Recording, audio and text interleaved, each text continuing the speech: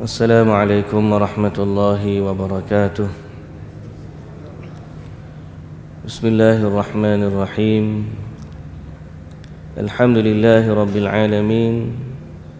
Wassalatu wassalamu ala ashrafil anbiya'i wal mursalin, Nabiyyina Muhammadin wa ala alihi wa sahbihi ajma'in.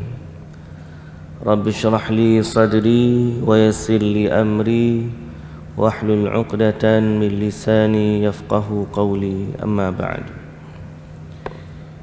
Muslimin dan muslimat yang dirahmati Allah Subhanahu wa taala sekalian, insyaallah pada pagi ini kita kembali ke surah Al-Baqarah dan kita akan baca dari ayat yang ke-113. Dari ayat 113 dari surah Al-Baqarah, surah yang kedua, pada muka surat 18, juzuk yang pertama.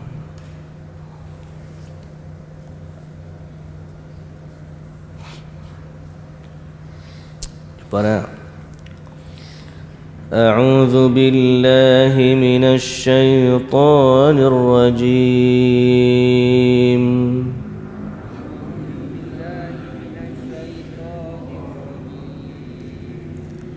بسم الله الرحمن الرحيم.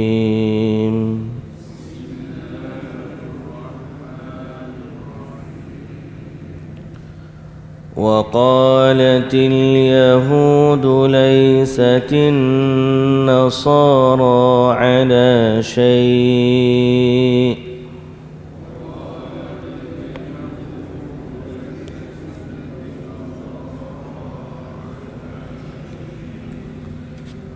وقالت النصارى ليست اليهود على شيء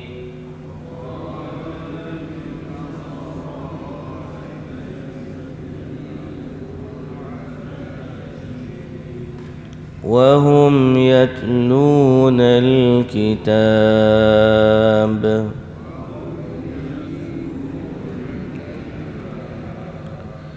كذلك قال الذين لا يعلمون مثل قولهم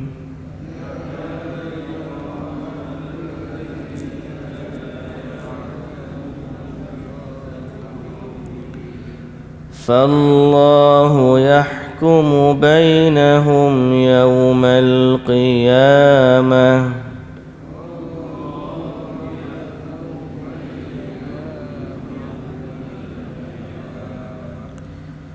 فالله يحكم بينهم يوم القيامة فيما كانوا فيه يختلفون.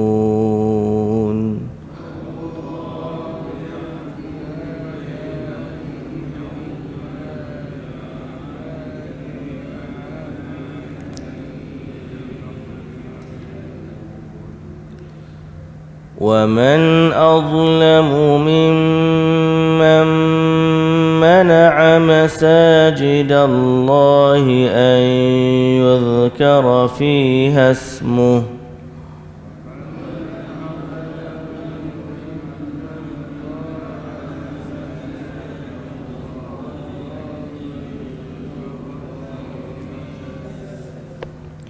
وسعى في خرابها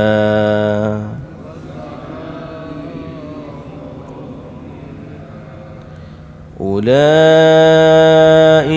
ما كان لهم أن يدخلوها إلا خائفين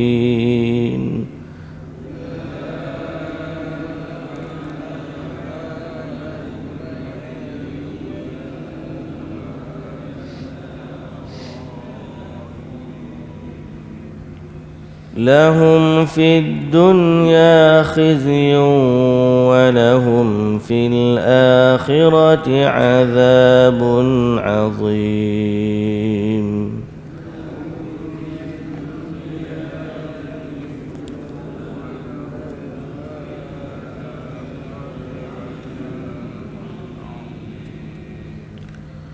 ولله المشرق والمغرب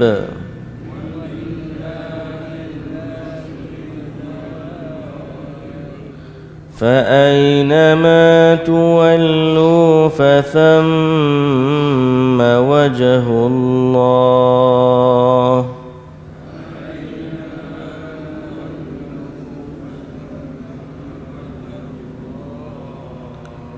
إن الله واسع عليم.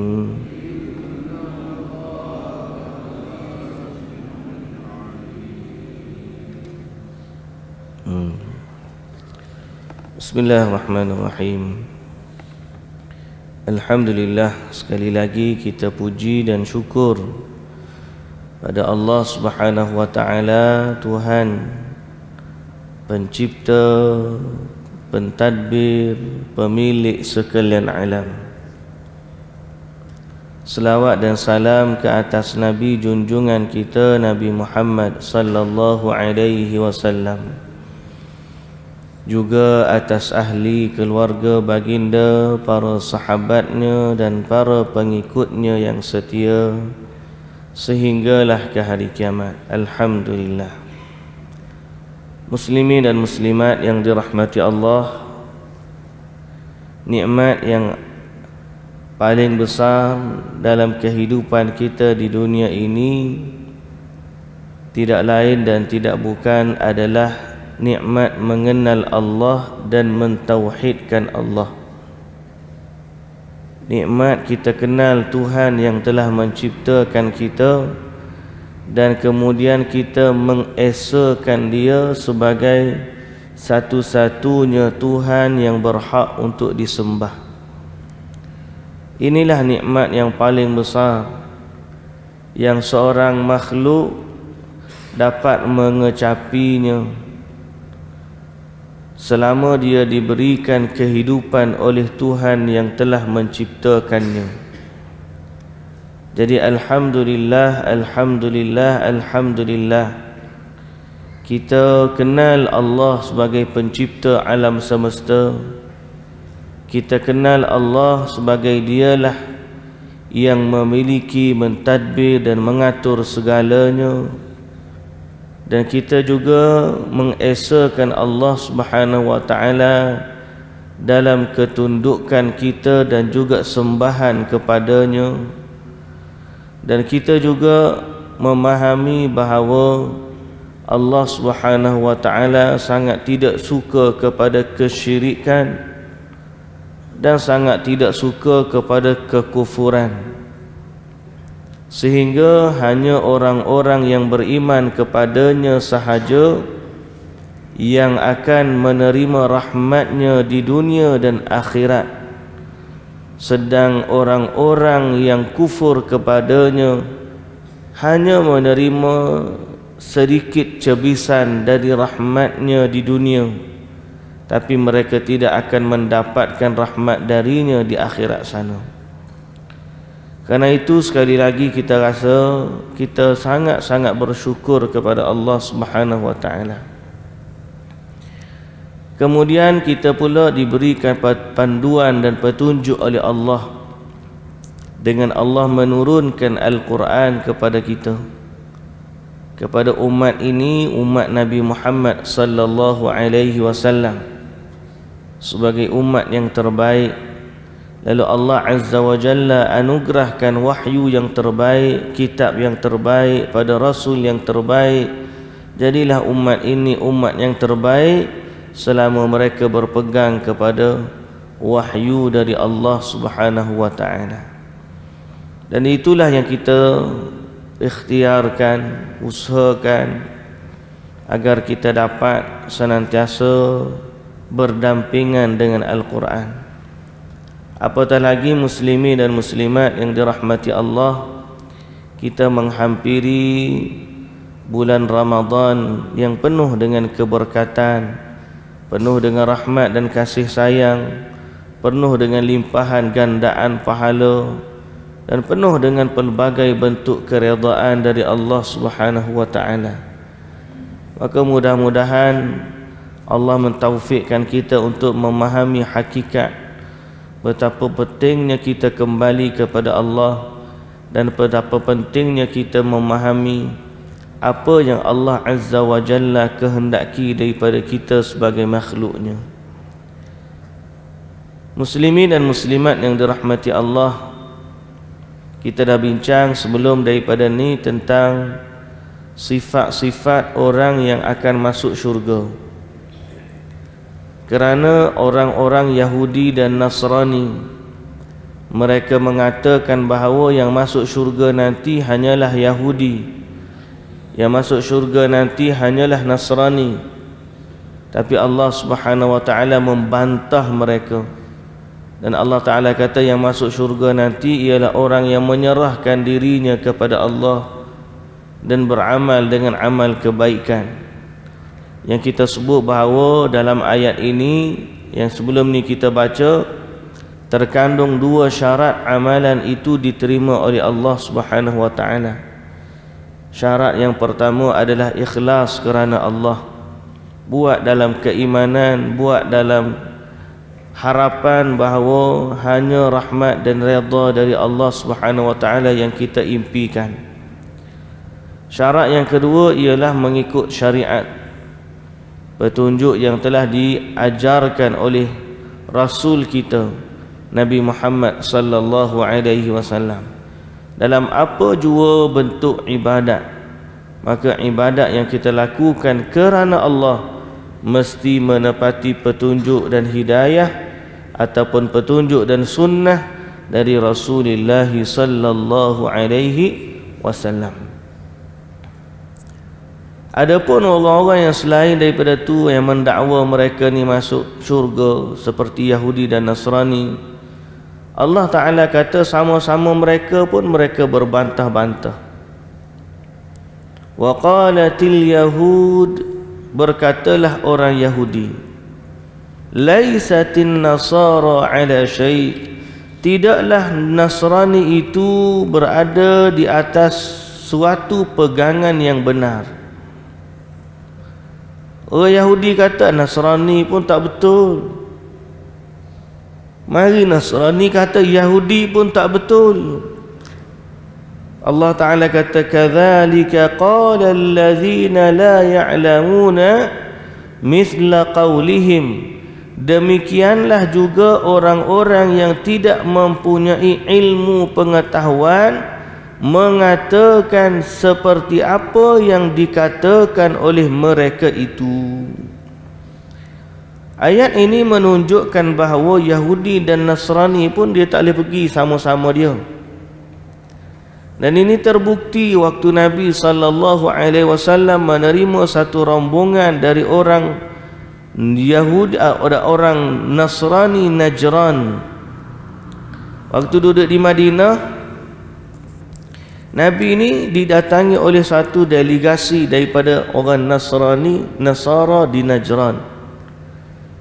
Waktu jumpa dengan Nabi, mereka ni diikuti, diiringi oleh pendeta-pendeta Yahudi. Sebab Madinah pada masa tu ada Yahudi zaman Nabi dulu. Bani Quraidah, Bani Qainuqa, Bani Nadir. Nasrani mari ziarah Nabi, mari melawat Madinah. Kemudian dalam pertemuan itu Nabi sallallahu alaihi wasallam fatanaza'u 'inda Rasulillah, duduk dekat-dekat Nabi tu, dua-dua orang tu duduk bergaduh, dua kumpulan Yahudi dan juga Nasrani. Maka berkatalah Rafi' ibn Huraimilah, seorang Yahudi, dia kata ma antum ala syai', Nasrani ni tak betul, wa kafara bi Isa wa bil Injil, Lalu Yahudi tersebut mengkufuri Nabi Isa dan mengkufuri kitab Injil. Bila orang Nasrani diingkari macam tu, maka Nasrani pun balas, Yahudi pun tak betul. Yahudi pun tak betul. Lalu dia kufur dengan Nabi Musa dan juga kufur dengan Taurat. Maka Allah Ta'ala turunkan ayat ini. Yahudi kata Nasrani pun tak betul, Nasrani kata Yahudi pun tak betul. Bahkan tambahan kepada itu Allah Ta'ala kata, kadzalika qala allazina la ya'lamuna mithla qawlihim, demikianlah orang-orang yang jahil, yang tidak berilmu berkata seperti mana perkataan mereka. Siapakah orang yang tidak ada ilmu ni? Dalam tafsir menyebut boleh jadi orang musyrikin, atau boleh jadi orang Yahudi dulu, sama juga dia kata macam tu. Boleh jadi orang Nasrani yang dulu, sama juga dia kata macam tu. Dan boleh jadi juga orang-orang yang mengikuti mereka dalam mengkufuri Nabi Muhammad sallallahu alaihi wasallam dari kalangan jahiliyah. Mana Yahudi kata Nasrani tak betul, Nasrani kata Yahudi tak betul, musyrikin jahiliyah kata Islam pun tak betul. Kadzalika qala allazina la ya'lamuna mithla qawlihim fallahu yahkumu bainahum, Allah lah yang menghukum, mengadili di antara mereka apa yang mereka perselisihkan padanya. Muslimin dan muslimat yang dirahmati Allah, jadi akhirnya kebenaran ini milik siapa? Milik Allah. Ayat ini menunjukkan kepada kita macam mana kekufuran Yahudi dan Nasrani terhadap agama Islam. Demikianlah juga kekufuran orang musyrikin jahiliyah kepada agama Islam. Dan kemudian keputusan akhirnya di akhirat nanti adalah di sisi Allah Subhanahu wa ta'ala. Zaman sekarang ni muncul satu kumpulan yang kita sering ingatkan anak-anak muda kita, dan orang-orang dewasa yang tua juga kita ingatkan, bahawa zaman ini zaman fitnah. Zaman fitnah yang menimpa negara kita bukan fitnah peperangan, bukan fitnah kebuluran, bukan fitnah kemiskinan. Kerana secara umumnya rata-rata orang kita boleh makan, boleh minum, ada tempat tinggal. Cuma sedikit dari mereka yang terpaksa duduk di jalanan atau yang kita panggil sebagai gelandangan. Ada, bukan tak ada, tapi nisbah dia sedikit. Boleh jadi nak banding dengan homeless di Amerika, lagi banyak dekat Amerika. Secara umumnya kita berada dalam kenikmatan, tapi tetap juga kita hidup dalam zaman ujian, fitnah dari Allah Subhanahu wa ta'ala. Apa ujian yang menimpa kita? Ujian menimpa kita hari ni, sehingga sehari dua hari ni pun ada orang menganggap bahawa agama ni hak masing-masing, dan jangan kita ajak orang masuk agama kita. Dia supaya ada sebahagian tu, kita baca dalam Facebook, mereka memperumpamakan biarlah orang itu bahagia dengan agama masing-masing, kerana semua daripada mereka nak menuju Tuhan, cuma caranya berbeza-beza. Lalu setiap orang biarlah dia bahagia dengan agama dia masing-masing. Kita jangan ajak dia untuk peluk agama kita. Seperti mana orang bahagia dengan isteri masing-masing, maka janganlah kita ajak orang untuk peluk isteri kita. Ada orang kata macam tu. Ayat ni tak sepatutnya keluar daripada mulut orang yang mengaku beragama Islam.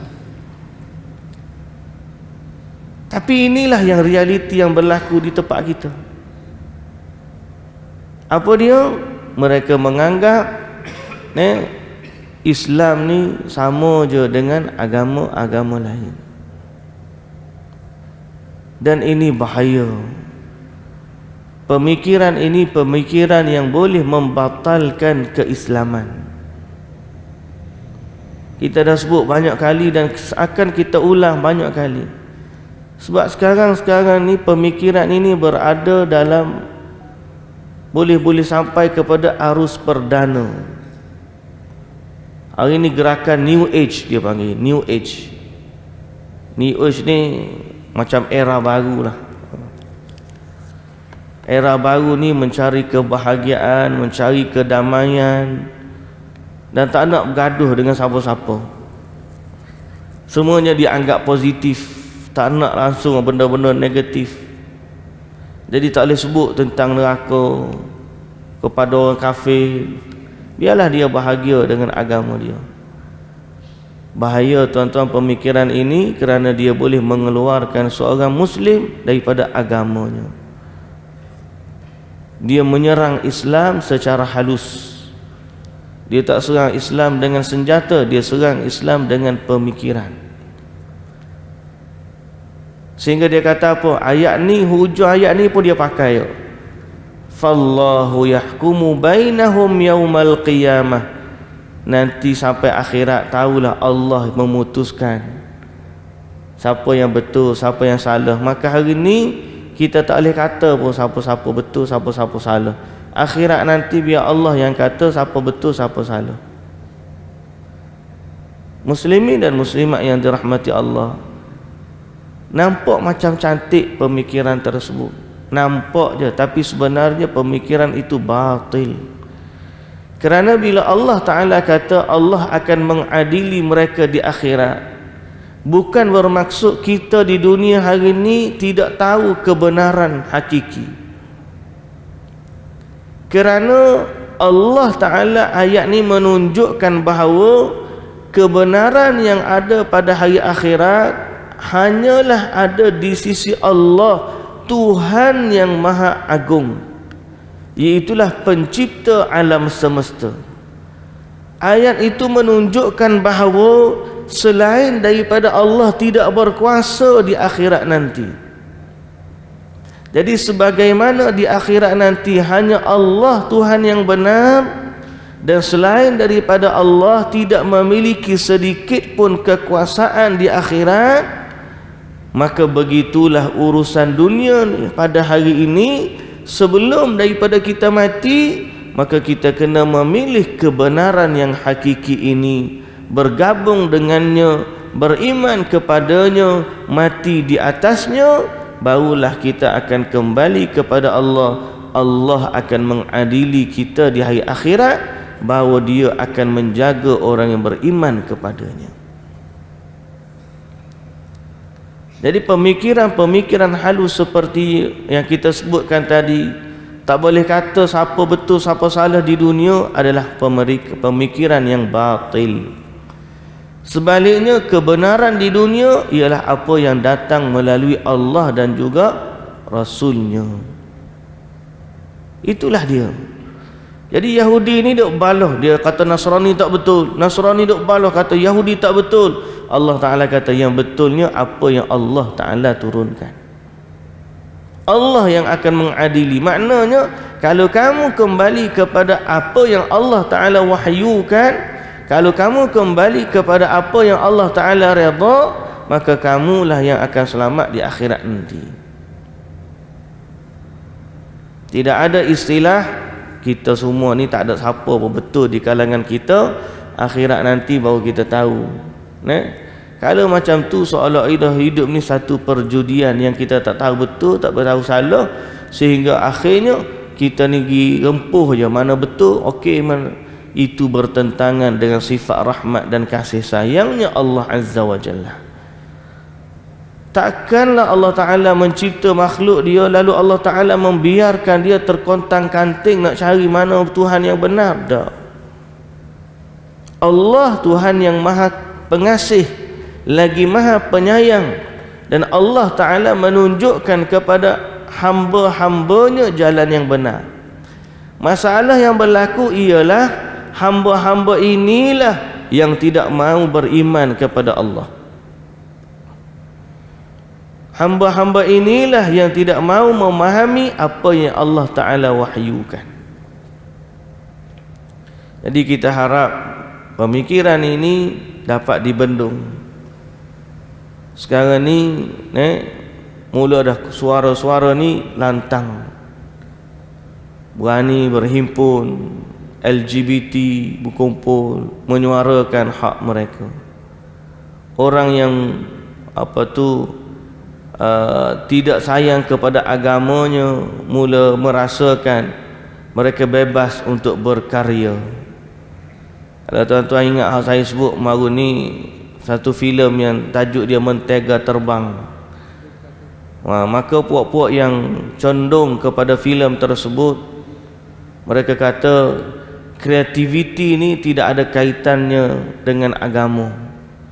Sepatutnya hasil kreatif ini tidak perlu dirujuk oleh orang-orang agama, tidak perlu dirujuk kepada orang agama. Maknanya biarlah filem ni buat ikut dia nak buat macam mana, tak ada kaitan dengan agama. Padahal dia telah menyerang pemikiran akidah anak-anak muda. Dan ini yang kita bimbang. Mereka menuntut supaya kebebasan bersuara, tapi dalam masa yang sama mereka menyerang agama Islam di atas nama kebebasan. Tinggallah kita puak-puak kita panggil apa? Tradisional. Tradisional lah bahasa kita ni. Ada baca Quran, mari masjid. Dia kata ni puak-puak tradisional ni. Berat lagi dia kata radikal. Puak-puak yang mana berpegang teguh dengan agama yang asal, lalu mereka anggap sebagai radikal. Mereka anggap sebagai orang ni kolok dan seumpama dengannya ketinggalan zaman. Tinggallah orang-orang yang terpencil dari kalangan masyarakat. Sebahagian besarnya tak cara langsung. Aku tak cara. Yang penting aku boleh pergi kerja, aku boleh makan, aku boleh minum, dapat duduk sewa rumah, cara anak-anak beres, anak-anak di sekolah, okey. Jadi kebanyakannya tidak peduli sangat tentang agama. Mereka hanya tahu la ilaha illallah, itu pun dah okey. Tapi mereka tidak memahami bahaya yang mendatang dari sudut pemikiran. Dan ini bahaya. Ini bahaya. Muslimin dan muslimat yang dirahmati Allah, Allah betul dia akan mengadili kita di akhirat pada apa yang kita perselisihkan. Tapi Allah juga telah menyatakan kepada kita pada hari ini dalam Qurannya mana yang betul, mana yang salah. Jadi yang menunjukkan bahawa Allah mengadili di akhirat kerana kekuasaan yang ada pada hari itu hanya ada pada Allah. Bukan bermaksud Allah lah yang akan mengadili mereka di akhirat dalam konteks bahawa tidak ada kebenaran yang boleh kita kata sebagai benar di dunia. Yang benar dalam ayat ni ialah Allah akan mengadili dengan kekuasaannya, lalu siapa yang beriman di atas kebenaran dimasukkan ke dalam syurga, siapa yang tidak beriman dan kufur maka mereka akan dihumban ke dalam neraka. Tapi kebenaran itu sudah pun Allah nyatakan masa ni selama kita hidup di dunia. Semoga Allah Ta'ala jaga iman kita, akidah kita, agama kita. Kita ni lalu kat tempat berhala, kita doa, ya Allah, janganlah jadikan aku dan anak cucu aku penyembah berhala. Begitu takutnya kita dalam soal agama. Sayangnya kita soal agama kita, agama anak-anak kita. Nabi Ibrahim alaihissalam adalah contoh kita dalam urusan tersebut. Nabi Ibrahim ni dia doa kepada Allah, wajnubni wa baniya an na'budal asnam. Ya Allah, jauhkanlah aku dan anak cucu aku daripada menyembah berhala. Lepas tu bila kita kalau lalu tepi patung-patung berhala, kita pun tengok, duk dengar pula berita ada orang Melayu asalnya Islam, kemudian boleh jadi masuk agama Hindu, boleh tukar agama kepada agama Kristian dan seumpama dengannya. Kita pun jadi bimbang, macam manalah anak cucu kita. Jadi teringat doa Nabi Ibrahim AS. Saya bila balik kampung, memanglah kat kampung saya lah, dekat Kelantan ni patung besar-besar. Pasal dia dulu kan sempadan dengan Thailand. Jadi dekat terutamanya dekat Tumpak tu memang besar. Ada Sleeping Buddha yang terbesar di Asia Tenggara, ada di Kelantan. Dekatnya dengan rumah saya, dekat tak sampai setengah jam. Jadi hari tu kita nak lalu pergi ke Tumpak tu, ada urusan sikit. Lalu tengok Allah besarnya patung. Bila lalu mesti anak-anak kita tengok, oh tengok tu besarnya patung. Kita pun teringat doa Nabi Ibrahim, ya Allah jauhkanlah aku, jauhkanlah anak cucuku daripada menyembah berhala. Pasal apa? Isu agama ni bukan isu yang kita boleh buat main-main. Agama ni penting dia kerana dia adalah penanda aras, ataupun dia adalah keselamatan bagi kita dunia dan akhirat. Jangan sampai agama dianggap aksesori. Hak paling betul, makan dia minum, ada pakaian, ada rumah, ada kerja. Agama dia macam mana? Ada pun okey, tak ada pun okey. Aksesori. Tak boleh. Agama bukan aksesori. Agama ni dia adalah kunci kepada segala sesuatu. Bila kita ada agama, kita makan mengikut apa agama kita suruh makan. Kita makan mengikut cara apa yang agama kita suruh makan. Kita minum seperti mana agama kita suruh minum. Kita berkeluarga mengikut cara agama suruh kita berkeluarga. Kalau kita bekerja, kita mengikut agama suruh kita bekerja. Kerana agama adalah kehidupan kita. Dia bukan aksesori. Ada tak ada, tak apa, tak ada, tak boleh macam tu. Saya sebut macam ni muslimin dan muslimat yang dirahmati Allah, sebab hari dua ni kita dah baca dalam Facebook pemikiran agama ni tak boleh kata siapa-siapa betul, dan seolah-olah peluk agama Islam ni seperti peluk isteri. Jadi tak perlulah hajat orang untuk peluk isteri kita. Agama bukan macam isteri. Agama ni roh kita. Seluruh dunia ni beragama Islam. Alam semesta ni menyembah Allah. Jadi takkanlah kita nak kata orang yang sembah patung tu betul. Takkanlah kita nak kata orang yang mempersekutukan Allah dengan sesuatu tu betul. Langit bumi takut kepada Allah. Malaikat yang besar takut kepada Allah. Burung, semut, ikan, semua makhluk di langit, di bumi, di laut takut kepada Allah Subhanahu Wa Taala.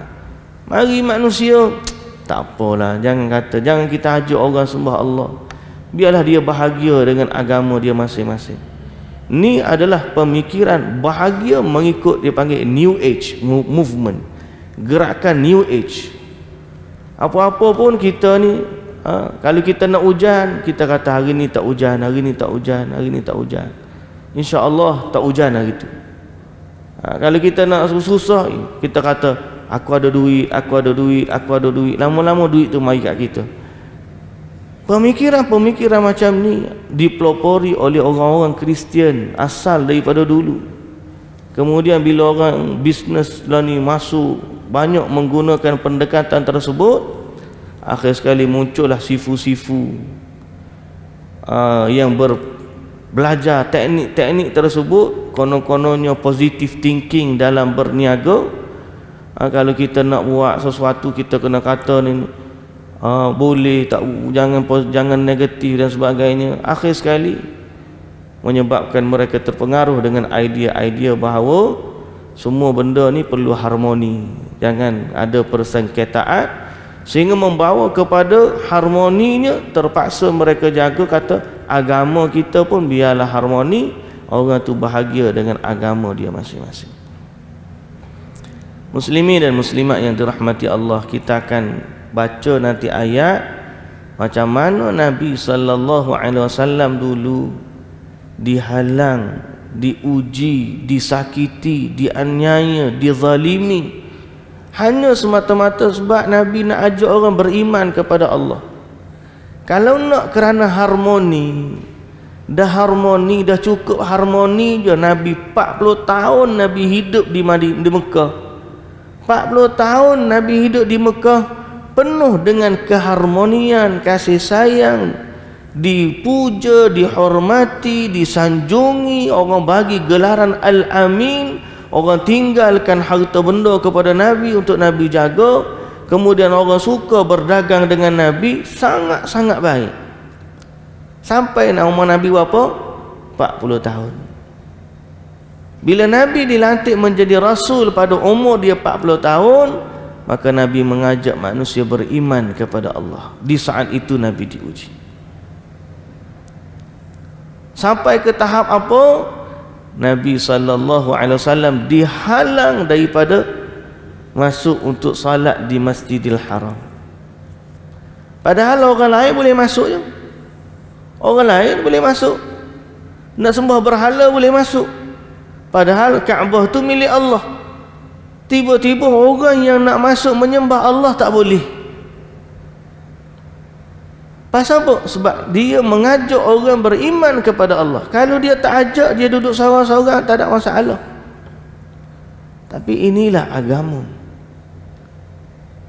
Tujuan Nabi diutuskan adalah untuk menyelamatkan manusia daripada azab api neraka.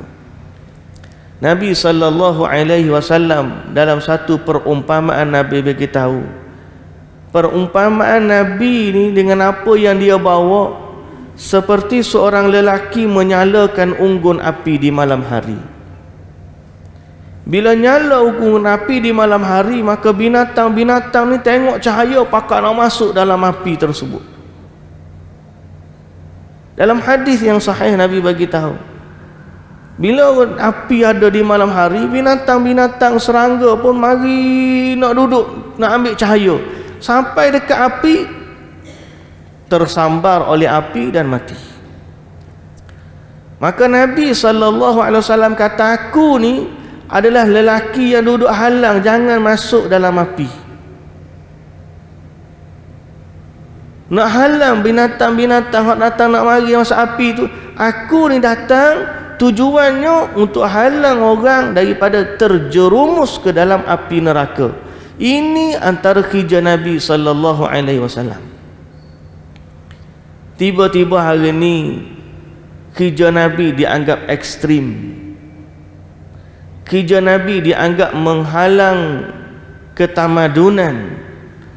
Kerja Nabi dianggap memecah keharmonian. Lalu siapa yang menganggap agama bersifat begitu, sesungguhnya dia tidak ada sedikit pun bahagian di hari akhirat. Muslimin dan muslimat yang dirahmati Allah, tengok ayat yang kita baca hari ini, ayat yang kedua. Allah Ta'ala sebut, وَمَنْ أَظْلَمُ مِمَّنْ مَنَعَ مَسَاجِدَ اللَّهِ.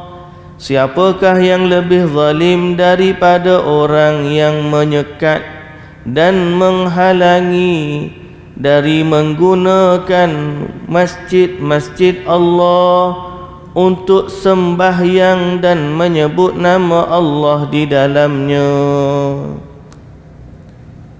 Orang yang paling zalim adalah orang yang menghalang manusia daripada mengimarahkan rumah Allah dengan nama Allah. Ini paling zalim. Okey? Kalau silat-silat ni moda ni sedap ni nak buat ceramah ni. Menghalang manusia daripada mengimarahkan rumah Allah dengan nama Allah. Tapi sebelum daripada kita pergi kepada tafsiran semasa, apa konteks ayat ni dulu? Ayat ni turun Kerana orang-orang musyrikin dulu tak bagi Nabi Muhammad ni solat di Masjidil Haram.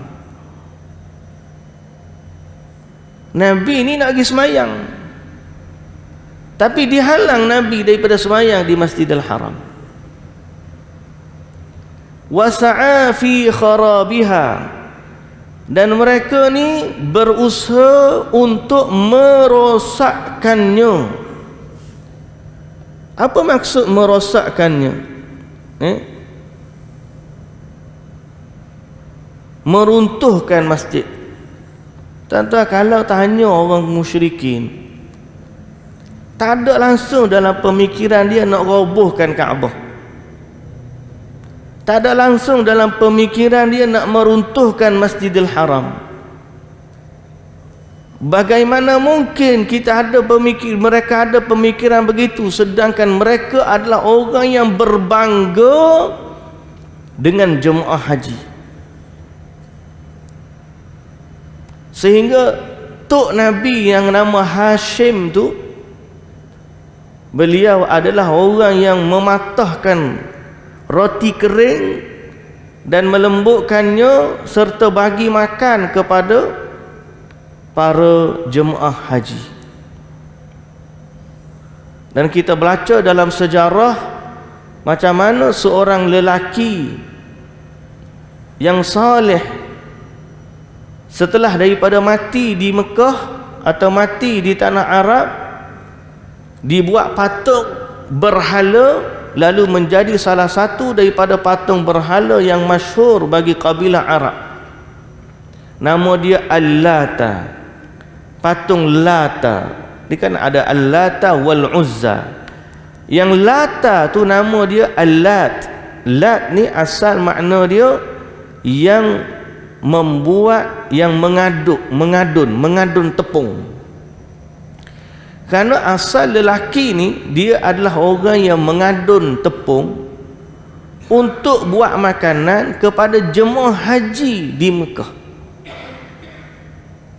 Bila dia mati, orang kenang kebaikan dia, lalu orang buat patung, dan patung itu digelar Al-Lata. Dia adalah patung penguli, pengadun tepung. Asal orang soleh dikenang. Lama kelamaan akhirnya mereka ni menyembah patung tersebut. Apa yang saya nak cerita ialah zaman jahiliyah mereka sangat menjaga Kaabah. Mereka jaga juga Masjidil Haram. Tetamu-tetamu Allah mereka layan dengan baik. Mereka bagi makan, mereka bagi minum, mereka berkhidmat kepada tetamu-tetamu Kaabah. Tapi kenapa dalam keadaan tersebut Allah kata dalam ayat ni, siapakah yang paling zalim daripada orang yang mana mereka menghalang manusia daripada menyebut nama Allah di dalamnya, dan menghalang manusia dan berusaha meruntuhkannya. Kerana meruntuhkan di sini bermaksud meruntuhkan amal ibadat di dalamnya. Meruntuhkan dari sudut imarah. Imarah yang sebenar apa dia? Imarah masjid yang sebenar bukanlah dengan binaan-binaan yang cantik dan indah. Imarah masjid yang benar ialah dengan datang menghidupkannya dengan amal ibadah kepada Allah dengan ikhlas. Kalau tiba-tiba ada orang buat masjid cantik-cantik, tak ada orang. Imarah masjid kita panggil? Tak. Imarah masjid ni ialah apabila datang mengabdikan diri kepada Allah. Itu imarah masjid. Kalau masjid ada orang penuh dengan program sekalipun, tapi program yang dilakukan di masjid tersebut tidak berdasarkan apa yang Allah Ta'ala wahyukan, dan tidak seperti apa yang Nabi sallallahu alaihi wasallam ajarkan, maka dia juga sama seperti meruntuhkan dia. sama seperti tidak mengimarahkannya. Pasal apa? Sebab tujuan masjid dibina untuk menyebut nama Allah. Sebab tu kalau kita tiba-tiba ada orang datang berniaga dalam masjid, datang berniaga dalam masjid, hak setengah-setengah tu berniaga di meja kuliah, lagi dahsyat. Saya hari ni tuan-tuan, saya bawa produk macam ni, iklan dalam masjid. Maka orang ni tidak mengimarahkan masjid, malah dia meruntuhkan masjid. Kerana apa? Kerana masjid tidak dibina untuk iklan barang-barang. Barang perniagaan tak boleh, barang hilang pun tak boleh. Tiba-tiba datang, siapa yang ada jumpa barang saya hilang macam ni, dia iklan di masjid. Nabi SAW kata, siapa yang iklan begitu di masjid, kita yang dengar dia tanya, kita kena kata, semoga Allah tidak menemukan barangmu yang hilang. Kalau ada orang berniaga dalam masjid, kita dengar dia berniaga, kita kata apa? Semoga Allah tidak menguntungkan perniagaan kamu. Nabi ajar kita cakap macam tu. Sebab apa? Supaya masjid ini terjaga. Imarahnya masjid adalah dengan baca ayat-ayat Allah, baca hadis Nabi, ajak orang mentauhidkan Allah, ajak orang mengabdikan diri kepada Allah, cakap kepada manusia bahaya syirik, ajak manusia kembali kepada agama. Ini fungsi masjid yang paling utama. Ini fungsi masjid yang paling utama. Sebab tu Allah Subhanahu wa taala kata, siapa yang paling zalim berbanding mereka yang mana menghalang manusia daripada menyebut nama Allah di masjid dan berusaha meruntuhkan masjid. Muslimin dan muslimat yang dirahmati Allah, semoga Allah Subhanahu wa taala memberi taufik dan hidayah kepada semua daripada kaum muslimin yang Allah taala pikulkan amanah menjaga masjid ke bahu-bahu mereka, agar mereka berusaha untuk mengimarahkan masjid dengan cara yang benar, sesuai dengan apa yang Allah wahyukan, sesuai dengan apa yang Nabi sabdakan. Kerana baginda Nabi sallallahu alaihi wasallam merupakan utusan Allah Azza wa Jalla. Hidupkanlah sunnah di masjid. Alhamdulillah, bila ada majlis ilmu, bila ada majlis bacaan Quran, InsyaAllah kita menghampiri Ramadan ni akan meriahlah masjid dengan imarah masjid, program sampai kepada tarawih, sampai kepada iktikaf, sampai kepada qiyamul lail, iftar, orang bagi buka puasa. Alhamdulillah. Jadi semoga Allah Subhanahu wa taala bagi kepada kita kesempatan dan kebaikan tersebut. Lebih utama, jadikanlah waktu Ramadan ni adalah untuk kita mensucikan tauhid kita, bahawa kita hanya mengabdikan diri kepada Allah Subhanahu wa taala. Muslimin dan muslimat yang dirahmati Allah, Allah taala kata, ulaika ma kana lahum an yadkhuluha illa khaifin. Mereka tidak sepatutnya masuk ke dalam masjid itu melainkan dengan rasa penuh hormat dan takut kepada Allah, bukan secara yang mereka lakukan itu. Patutnya bila masuk ke masjid, masuk dengan rasa takut kepada Allah, rasa tunduk kepada Allah Subhanahu wa taala. Dalam tafsiran yang berkait dengan orang-orang jahiliyah, maka ayat ni juga menunjukkan bahawa dulu mereka halang Nabi SAW beribadat di masjid, tapi satu masa nanti mereka akan masuk ke Masjidil Haram dalam keadaan takut. Ini menunjukkan bahawa Allah telah memberi khabar gembira kepada Nabi SAW bahawa satu masa Nabi akan mengalahkan orang-orang Quraisy.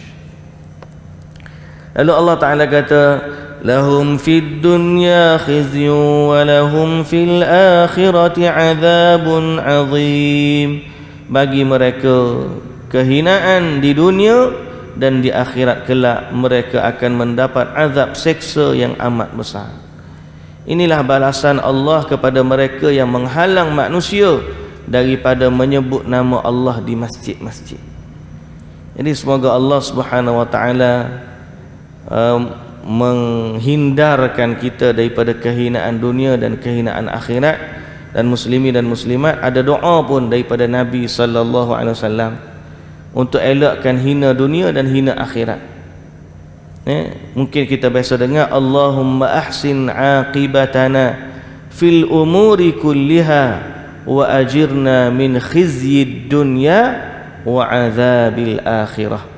Ya Allah, perelokkanlah segala urusan kami, semua kesudahan urusan kami perelokkanlah dia, dan hindarkanlah kami dari kehinaan dunia dan kehinaan akhirat. Maka kita sama-sama berdoa kepada Allah, Allahumma ahsin aqibatana fil umuri kulliha wa ajirna min khizyid dunya wa azabil akhirah. Subhanakallahumma wa bihamdika asyhadu an la ilaha illa anta astaghfiruka wa atubu ilaik. Kita sambung pula esok hari insya-Allah. Aqulu qawli hadza wa astaghfirullahal azim li wa lakum. Assalamualaikum warahmatullahi wabarakatuh.